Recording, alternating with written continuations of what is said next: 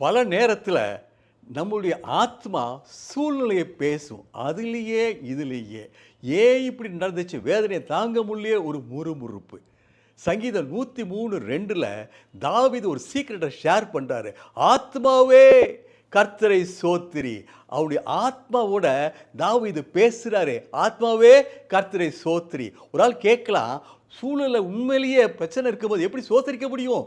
அதுக்கும் தொடர்ந்து சொல்கிறாரு தாவீது. என் ஆத்மாவே கர்த்தரை சோத்திரி, அவர் செய்த சகல நன்மைகளையும் மறவாதே.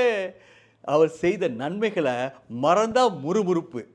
அவர் செய்த சகல நன்மைகளை மறவாமல் இருந்தால் சோத்திரம். நான் ஒன்றுமில்லாத சின்ன மனுஷனாக இருந்தேன். கர்த்தர் நல்ல படிப்பை கொடுத்தாரு, வேலையை கொடுத்தாரு, வாழ்க்கை துணை கொடுத்தாரு, குடும்பத்தை கொடுத்தாரு, பிள்ளையை கொடுத்தாரு, ஒரு எதிர்காலத்தை கொடுத்துருக்காரு. இதை நினைத்தோம் என்றால், இதை மறவாமல் இருந்தோம் என்றால் கர்த்தரை சோத்திரிப்போம்.